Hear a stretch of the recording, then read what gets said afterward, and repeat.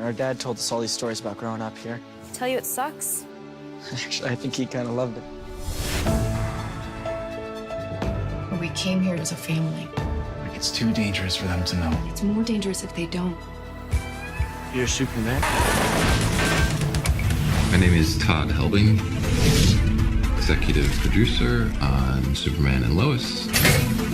More juice? The great thing about this version of Superman and Lois Lane and Lana Lane is that they're all parents. Your plate's in the fridge. Jonathan's got some news and apologize to Jordan. You missed therapy today.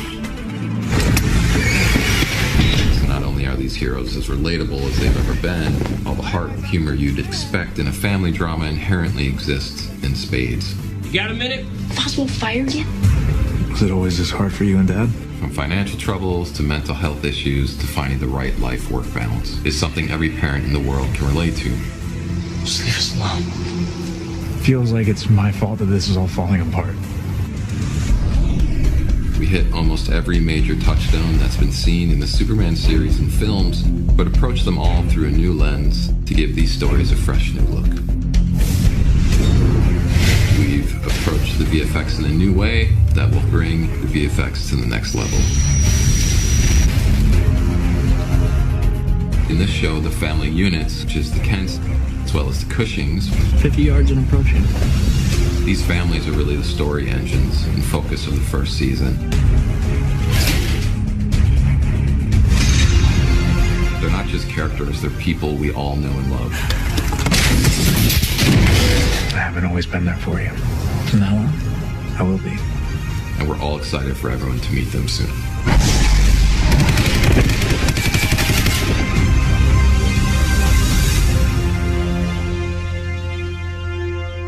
When we were dreaming about having a family, it didn't look like this, did it? Superman and Lois, 2-hour premiere event Tuesday, February 23rd. Stream free next day, only on the CW app.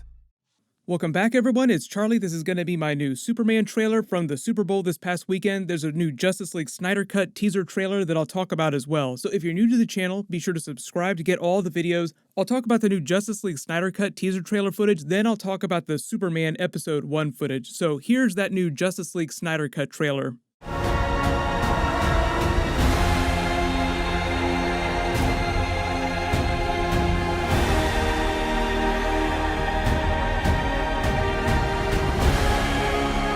They said the age of heroes would never come again.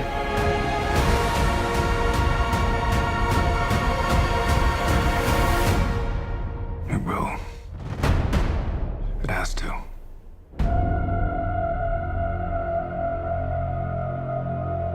We live in a society where honor is a distant memory. Isn't that right, Batman? So there's a whole lot of stuff going on in that. Obviously, it looks very different from the theatrical cut. It's going to feel very different. Zack Snyder, the way he's talked about it in previous years, I think the theatrical cut only wound up using a small percentage of the footage that he originally shot. So the actual Snyder cut itself, even though technically it's kind of the same movie, it's really a completely different movie. But it feels relevant that they open the trailer with that Superman flashback scene to Batman v Superman when he's screaming, creating those shockwaves, and Lex Luthor's voiceovers talking about the bell being rung, Steppenwolf and Darkseid being alerted, making their play to come back and steal the mother boxes so that they can take over the Earth. So there's going to be a whole bunch of Superman-related stuff happening in the next month because we have the Superman TV show that's premiering next week, actually, as I'm posting this video, and then the Snyder Cut within a couple weeks of that. The really big things that you do not see in that Snyder Cut trailer, though, are Martian Manhunter. Harry Lennox actually is Martian Manhunter. They added that back in. I don't know if he originally had plans to put that in his version of the theatrical cut before he left the project, but there are storyboards that go way back, so it sounds like he did have some kind of plans for a version of Martian Manhunter at some point. They said the way they accomplished him was through motion capture, so I believe some of the new Martian Manhunter stuff was done in the Justice League additional photography that they did late last year. I'll talk about this in a second when I talk about the Batman and the Joker scenes, because that's obviously the other biggest thing in the trailer. The biggest reveal is that Jared Leto's Joker shows up in the nightmare sequence with Batman, and it's almost like they put their past behind them because the Earth has basically been laid waste by Darkseid. It'd be fun to talk about all the crazy time travel stuff that's happening during that, because they were originally laying that seed back during Batman v Superman, and it was originally going to be paid off in the Justice League sequels, but now there's only one Justice League movie. So because Zack Snyder is adding all this extra stuff into the Franken movie version of the Justice League Snyder Cut, a lot of people are also expecting him to beef up the nightmare sequences in the time travel stuff so that he can pay that off, because there isn't going to be a sequel as far as we know right now. At least Zack Snyder says that Warner Brothers doesn't have plans for a sequel to his Justice League movie. Never say never, there's always a chance that he could come back and do an HBO Max series with some of the Justice League characters. All the extra Darkseid stuff is looking great. Some of the Darkseid stuff, you see him in his full costume, and it looks like he has the Omega Force, like he's become full-blown Darkseid, and I believe that's probably going to be from the Nightmare timeline, which is like the alternate post-apocalyptic future. All the Darkseid War flashback stuff you notice is different because he doesn't have his armor on, but you do see the Omega symbol sort of embedded in his chest upside down. I believe that's when he's still supposed to be Uxas before he's taken the name Darkseid and taken the Omega Force. The whole Jack Kirby history of the New Gods in the Forces of Apocalypse is very Game of Thronesy, so hopefully they'll address some of that when they eventually do the New Gods movie that they're actually working on right now. But that movie will be a little bit different in that it's more based on the Tom King Mr. Miracle run, which is a very different way to tell a New Gods story. So I'll just talk more about that when they eventually start dropping previews. It's still gonna be a couple years away, so it'll be a while before we actually see footage for it. Then this really badass looking scene of Black Suit Superman going all ham on someone with his heat vision, I'm assuming is from the final battle with Steppenwolf, and this is Steppenwolf that he's attacking. The whole explanation behind the black suit is just fascinating from a technical level, but also on a story level as well. Zack Snyder said the studio originally was so against him doing the black suit, but he wanted to do it so badly that what he did when they were filming all of Henry Cavill's scenes before he left the project is they filmed him in the regular blue suit, and then he just found a way to Photoshop it effectively. It was way more complicated than that, I'm kind of simplifying it, but effectively they Photoshopped the blue suit black in post-production so that he could show the studio how cool it looked, and if they ever said yes, he could basically just click a couple buttons and turn it black when the movie was done. Now that they're letting him do whatever they wanted to with the project, obviously it's going to be black during the movie. But when you're watching the movie and you see Superman flying around in the black suit, you're actually watching him in the blue suit. It's just been made to look black in post-production. Then there's the new preview that he released of the Joker. That's right, Jared Leto's Joker filmed new scenes for the Justice League Snyder Cut during the reshoots that they did a little while ago, or the additional photography, however you want to think about it. Technically, it's additional photography. Based on what he said recently, it sounds like he originally had plans for more Joker in future movies, but I believe the new Joker stuff with the older version of Jared Leto's version of the Joker is meant to address the dead Robin storyline from way back in Batman v Superman. Remember, that was supposed to be Dick Grayson. There was a lot of confusion when the movie first came out.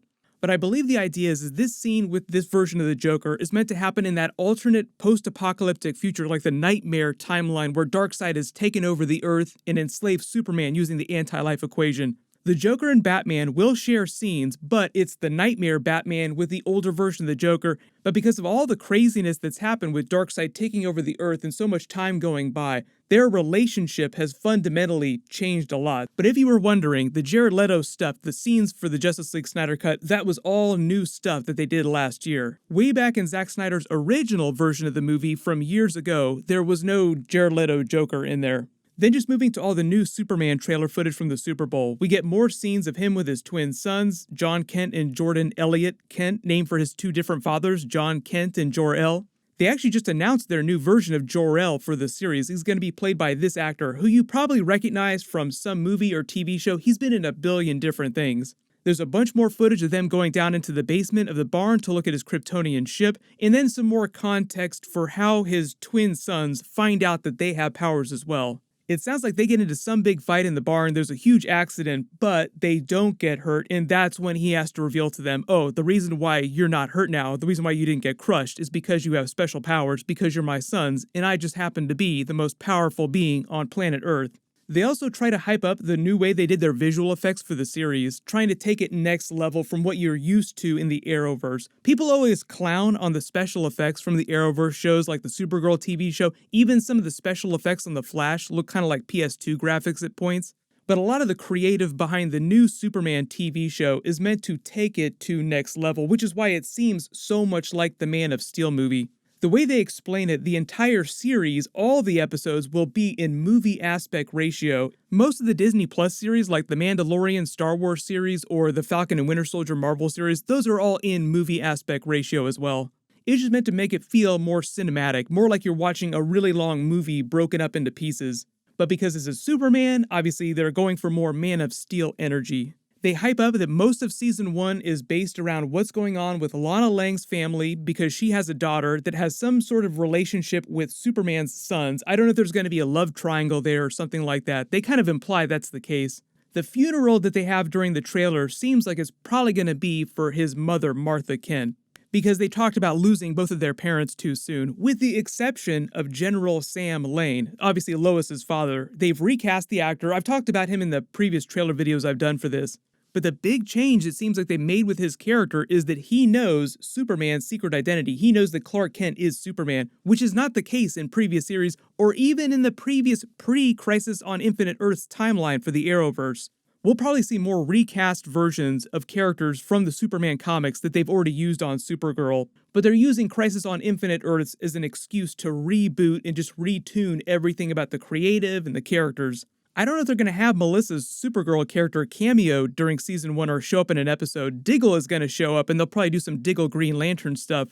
I'll do an episode 1 video when that releases and we'll just see how everybody feels about the show before I commit to doing every single episode. But everyone post all your reactions in the comments below, and just big reminder, my full WandaVision episode 7 video will post Friday, and then my Superman video next Tuesday. Everyone click here for my full Justice League Snyder Cut trailer video, and click here for my WandaVision episode 7 trailer video. Thank you so much for watching, everyone stay safe, and I'll see you guys tonight.